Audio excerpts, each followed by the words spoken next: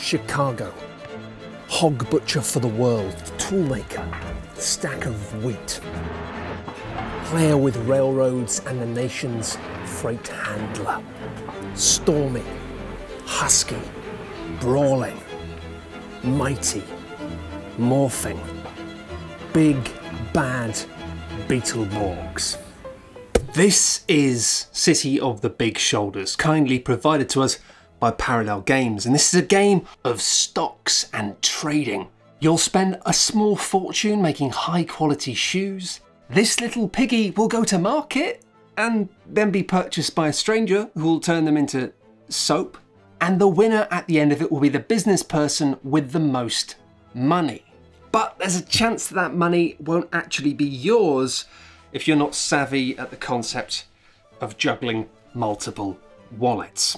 Now this is a fiddly economic doozy of a game, framed within the historical setting of the city of Chicago, around 150 years ago, a period in which the city boomed and thrived alongside an explosion of livestock and steel. Its moniker at the time, the City of the Big Shoulders.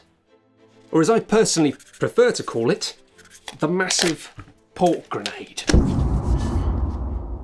Now, there are a whole bunch of different companies you might be taking control of during any game of Big Shoulders, and you'll be delighted to discover that all of these boring ass company names are 100% real. If you flip over the cards, you can see a bit about the history of those things. All right, Crackerjack, you've probably heard of. These haven't just been dredged from the annals of time for your pleasure. Some of these companies are still around today. NK Fairbank and Company, for any European viewers such as myself, still produce a soap called Fairy Liquid, started in Chicago. I think that's neat. It's 1875, the markets are just about to open, and the general public is ravenous for products. People want wheaty goods.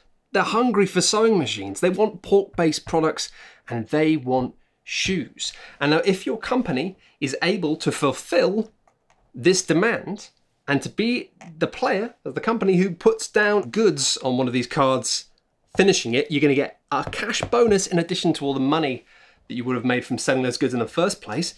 Also, the demand in this game is not permanent. Bad news, the Great Depression is just around the corner, which means as things go on, this is going to get filled up in different places, and it means things like shoes and pork-based products are not going to be in demand, and you might have to end up selling them at half price. That wasn't so hard, was it? Come on, Matt. Pork-based, oh, bollocks. With this initial idea of what the public might want, at the start of the game, you're going to choose one of these companies to run, investing some of your own money into 30% of that company's stocks, opening the remaining 70% of stocks to the wider market. You've got a little range of options about where you can set your initial share price. Bad news is you've probably just spent almost all of your personal money on a company, but the good news is the money you spent on shares then goes into the coffers of that company. And while that's good news, you're going to have some money to spend with your company, it's crucial that you remember that your company's money is not your money. That's an important concept. This is a non sequitur, and I know you haven't prepared, but if I steal money from my own company... That's called embezzlement! That literally is embezzling. That's what the word embezzlement means. Dictionary definition of embezzling. I need the £20. Oh, you want your £20 back? I want the company's £20 back. Yeah. So welcome to the confusing and adamantly bland world of 18xx games. And to explain what this genre is, well, we've got an expert on hand. Shut Up and Sit Down's very own Queen Fiddle, it's Ava Foxford. There'll be a variety of companies, and they will be building routes like trainy tagliatelle spilling over a map with little hexagons that are a bit ugly and green and yellow and brown, and they will slowly be creating a network onto which they can run trains, build routes and make money for the stations they can stop at. That money gets distributed to the shareholders or withheld by the company so that they can save up to buy a bigger, better nicer train. Just like in City of the Big Shoulders, players aren't companies, they are individual investors in companies. So punctuating all of that train gaming, you've got stock rounds where people are buying stock, selling stock, and occasionally manipulating the market to make stuff more valuable, less valuable, or do even trickier things like dump companies on people. And if you time that right, you can dump a company on someone when you've just emptied the coffers, so it's got no money, and they are about to have a train that's going to rust in a train yard, and they're going to have to pay out of their own pocket for the replacement train. Nasty, very nasty. They are ruthless and complicated in a way that I don't think many games get to be. It makes everything in the game so much more scary and brutal. Like, every decision in this has your heart in your throat, which isn't something I expect to say about a game about trains. On a turn in City of the Big Shoulders, you're going to be able to send a business partner onto this tableau of options, which is quite bare at the moment, but will fill up as the game goes on. And you're going to be able to do a whole bunch of different things that benefit your businesses. Maybe you come down here and purchase a full-time asset, which you may be able to slot into your company to keep getting bonuses from that capital asset year after year. Maybe I'm going to hire some staff to work in my factory. Probably a good idea. Or you could get a little salesperson. They'll boost the price that you can sell your goods at. I could get a manager. That's going to give me specific bonuses when I run different parts of my factories. If I actually knew about business at this point, I'd make a joke about, hey, what's the difference between a salesperson and a manager? Both bits of wood painted in slightly different colour paints. Insert a noise of like lonely wind here. Lonely wind here. Oh, right, okay. And each year, players are going to be choosing new tiles which then get added to the selection of options of things people can do. Letting you hire staff for cheaper, automating your factories, allowing you to actually replace humans with robots for better efficiencies. Can't imagine a world in which that would happen. And the fun caveat here is that when players use these spaces, more than often they will then give money from the company activating it to the player character, double wallets, who placed that tile, which means there's an incentive not only to put out things that you want, but to put out really expensive services that you know other people will be hungry for. As is often the case in games that look like these, most of these spaces can only be used once each round, with the exception of a couple of green ones which can be used multiple times, meaning that opportunities disappear quickly if you aren't quick to grab them. After everyone has placed all of their available partners, you then switch over from the human investor side of the game to the business side, running the companies in the order of appeal as shown on this side of the board. Running a company's production capacity requires resources which come in 4 flavours: livestock, wood, coal, and cool original. Now the great news is your companies can store as much of these resources between years as you like, and on your turn before you try and run your factories, you're going to get the opportunity to buy some bonus resources last minute from this little selection of markets. Once you've done your spending over there, it is go time. And from left to right, you're going to see if you can run the different parts of your factory. In this instance, I can only run the first part of my factory, and then I'm going to get some resources. In this instance, I'm going to get 3 of these little white tubby things, which are apparently shoes in the context of this company. I mean, look at these. Look at these. Look at all of these beautiful shoes. And now it's time to hammer on the white hot pickle at the very centre of this game. Let's just say in a round, I produce 3 goods. Because I have a salesperson, I'm selling these goods at 60 a pop, which means 3 goods, that's 180 dolos. But I also get that 50 bonus for completely fulfilling that demand. Because our current share price sits at $60 and 230 is more than 3 times 60, it's maths, 180, we get to move up the maximum of 3 spaces on this share tracker. Boom, boom, boom. Stock's now valued at $120 a share, but That only happens if you pay dividends. If you don't, all the shareholders get in a huff, and instead of going up, your share price will actually go down by 1 space. But if we do pay out dividends, then it's quite simple. For every 10% share that you own in the company, the amount of that profit that just got made there, you're going to get 10% of that. So you're going to need a calculator. So now we've got a calculator, let's dividend. Let's just say, for example, that we Doggett, Bassett and Hills, those fine shoe people. I own 60% of the shares in this company, and at this point, no one else has bought any other shares. This means that I, as the 60% shareholder, immediately gain dividends of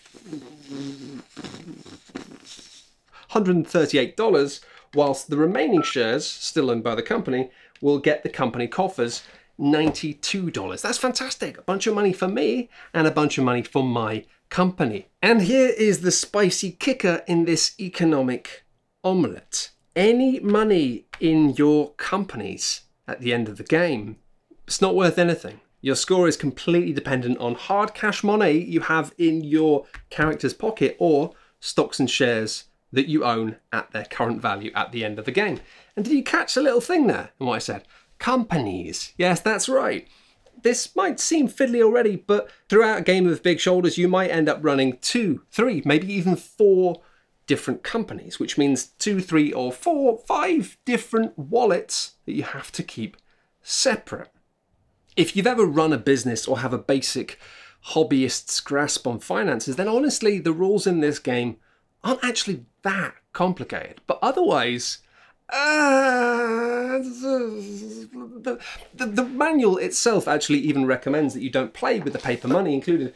And if you have some, to grab some poker chips instead makes it much easier to keep those separate stacks. Although I must say that poker chips are considerably harder to rapidly stuff down your top in the event that the law is catching up with you.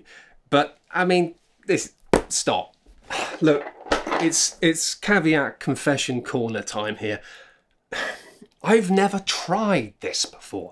I've never tried playing this game with poker chips instead of paper money. I've actually never tried shoving poker chips down my top either. I wrote in the script. It turns out actually it's very easy, and they've got a kind of pleasing cold feel against my belly. It's not bad. But more importantly, perhaps, I've never played this game physically more than once and a half maybe, a while ago. And I mean, I've been playing it a lot on Board Game Arena, like a lot, but Board Game Arena, it's fantastic, but it does all the maths for you. I've been playing it a lot on Board Game Arena, which is fabulous, and it does all of the maths like you, like an irresponsible, cool uncle who's helped you cheat at your homework so you could just go bowling. But it means that it's impossible for this not to colour the context of how we're able to approach stuff and how we review stuff. And I just want to make sure that you know that at this point. It's been literally a year of me being inside. I haven't been able to play board games physically with the rest of the team or even see them physically for one whole calendar year. I mean, how am I doing with all of this? Well, actually, while it's not ideal for reviews, I have developed some systems that allow me to get the feel of playing board games with other people physically without having people here. You know? Isn't that right, Mr. Thomas Broomster? And so now, to help me explain the horror of multi-company corporation controlling and share prices and all of that pickle is none other than the fabulous Mr. Quentin Strings. Hey, Matt, how you doing? Oh, I'm very well. Thank you so much for asking, actually. Look, so let's just say you've started a company, right? And you're rocketing up the share price quite dramatically. But I bought a bunch of shares in your company when they were really cheap. And I now own 50% of the company, whilst you own 40% of the company, which is more than you. But don't panic, don't panic. I run the company with the appeal that is just above yours, which means I can ensure that at the end of that company's turn, I'm going to leave you the resources that you need to effectively run that company and make money, make us both money at the end of the year. Great! Cooperation is magical. It is. Although, maybe let's just say that I get bored of your company and I dump all the stocks and the share price plummets and I start up my own company producing exactly the same type of goods at much reduced prices and just completely push you out of business. Or maybe that's what you think I'm going to do. And so knowing that, you very rapidly dump your 30% share in the company, passing over the entire company to me, which, because you've just frightened the shareholders, means the stock drops down by 3 spaces, leaving me with full control of your company for the rest of the game. Although arguably, it's not really worth having. Why would you do that? Why would you do such a cruel and callous and mean thing to me? Why would you do that? What's wrong with you? Matt, I have absolutely no control over this conversation. Well, yeah, arguably, yes, that is true. And for that reason, for the remainder of this review, you won't be talking. Instead, you will simply be wildly emoting. I know, right? Yeah, it's unbelievable, isn't it? How dare I? Anyway, these resources that we're buying to run our factories come out of a bag and filter into the economy in a way that leaves the distribution slightly different each time you play the game. And just like many experienced in the year of 2020, may leave you fruitlessly longing for pork. Matt, this is a family show.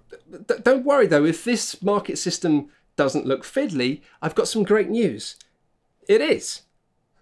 If a space is completely empty after a company's taken their turn, then everything will shift along by one space, introducing fresh goods and making other bits cheaper. But if the last player was being a complete piece of work, as I so often am, Twiddle's fake moustache, then they might just buy up all of the cubes but one in each space, leaving no new stuff, no new discounts, and a platter of goods that's as meagre and stale as a long since abandoned hamster's picnic.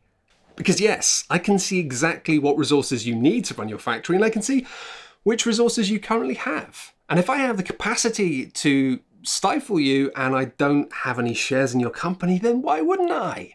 I mean, admittedly, yes, within the context, a shoe company buying up hundreds of pigs to stop a soap company from being able to produce anything does sound like a plotline from Wallace and Gromit. But because cash in your company's coffers means absolutely nothing at the end of the game, it's worthless. Why not spend it recklessly on pointless cruelty? I mean, there is no tomorrow, so I'm going to put an end to your future. It's fun, isn't it? Board games. Also, I'd be remiss not to mention the fact that when I played it with Quinns, he was quite reasonably annoyed that buying up all of the stock in the market actually refreshes availability for the following company. It makes no sense. Listen, this isn't your review. Although also, yes, you are completely correct. It doesn't really work thematically, but mechanically it is chef kiss a chef. And you may be able to detect at this stage that I love this game. I love this game. I'd never be able to recommend it to a broad audience. It's complicated enough to even knock the crown of Queen Fiddle slightly out of place. And my word, last week was beige week on the website of Shut Up and Sit Down. And this is just a glaze of caramels and browns. But no, both of these criticisms I hear and I refute them. Firstly, this is a game of pop and colour. It just reserves that colour for the places where it needs it, allowing you to survey the entire world with your capitalist spider eyes. Admittedly, it is really annoying that the black cubes for coal and the very, very dark cubes for wood are so similar. But other than that, it's a lovely textural plane that allows you to just get the information and enjoy it. Also, the art direction in this, I kind of like it. Yes, the portraiture is a bit wonky, but the graphic design is sharp and the kind of chiseled, scratchy illustrations really work. They feel of the era without coming across as fawning or twee. And now, more importantly, yes, this game is tricky. I could not get away with saying, that's not that complicated. I'd be forced quite rightfully to hand in my badge and my gun. But What I will say is that the work you put into this game, in terms of learning to play it, is rewarded in droves. There are so many opportunities for manipulation here, so many different ways to control the flow of the game. And because the action spaces are chosen by players, games do vary quite a lot. If the things you need aren't appearing as the game goes on, you need to rapidly adapt. Maybe forget about this company and start another one. And if this style of game seems mean, it isn't. It's just cold. Admittedly, when you first start playing it, there's the temptation to be mean, to just buy some stocks in someone's company and then just crash their stock price by selling them all at a time when it's not convenient for them. Ha ha ha ha. Most of the time, though, that's not really a good idea. You sell stocks in companies that you don't think are going to do very well in the future, and you buy stocks in companies that you think are. When you're in the first part with the partners, you can't trade goods between your companies, but there's no reason why you can't, at not a great cost, spend 2 for 1 at Haymarket Square to effectively, within your turn, just siphon goods back and forth between the two companies. Perhaps you'll disappoint the shareholders that have just invested in your company by having a huge quantity of goods being produced and then just selling a couple, just enough to stop investors from being really annoyed, but not really paying out any dividends either. Collecting and hoarding resources to control the market later and to maximize your profits and to boost up your shares. The systems of this game are so intoxicatingly malleable, even if it does look and sound like it's a game for people who get excited about managing spreadsheets. Although actually I've become that person somehow over the past year. I really quite like messing around in Google Sheets and doing stuff. I send help. You know, playing this game and looking at the big brands that are still around today and the names that are still around and celebrated today, it seems bizarre to me, really, that the world we live in today was so defined by a handful of people from 150 years ago, whether you call them the titans of industry or prefer to think of them as robber barons. This period changed the nature of industry, the nature of employment, the nature of how we have conversations about both. And this poem, Printers Within the Box, paints a picture of a time of explosive opportunity, a city rebuilt in the aftermath of a great fire, a powerful railroad hub serving freight across the country, a snapshot of hustle, of grime, of naive optimism and momentum, a time in which the raw, exciting promise of capitalism had yet to collide with the damp wall of reality.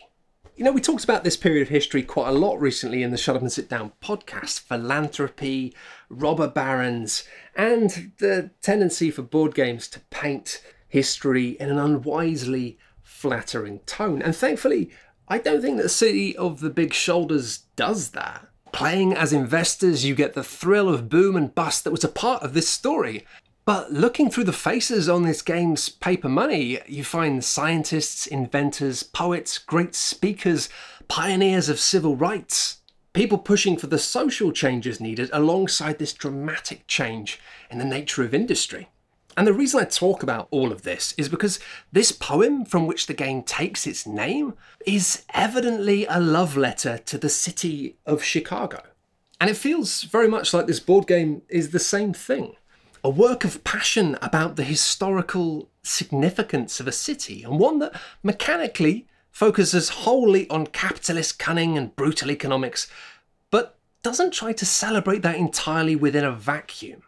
It's impassioned without being zealous, and that not only leaves me really respecting it as a piece of thematic work, it leaves me getting swept along with that excitement and finding myself excited about a place and a topic that I otherwise just wouldn't have been bothered about. I mean, I've actually been to Chicago and I thought it was fine. I wish I'd played this game before I went, because I would have enjoyed the place more.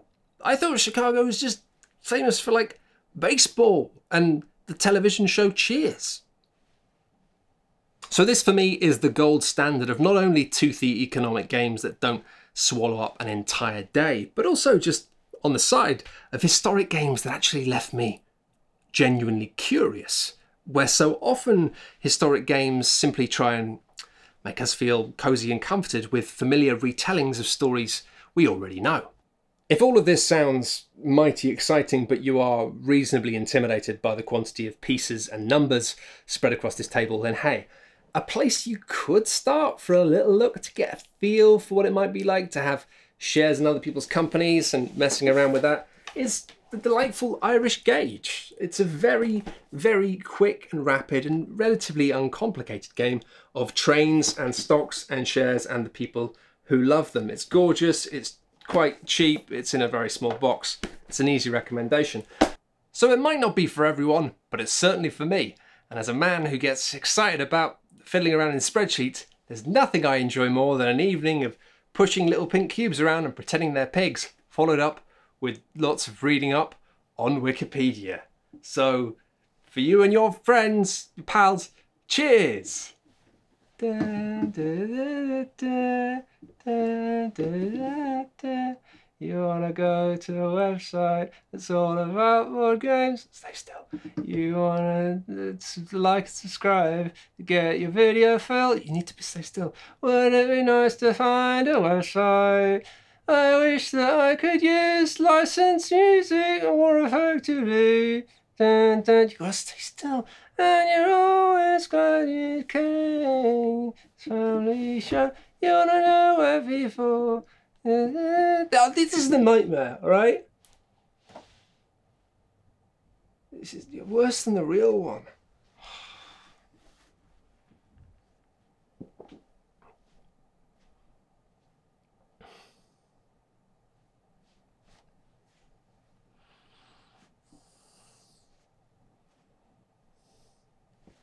You're just saying that, but it means a lot.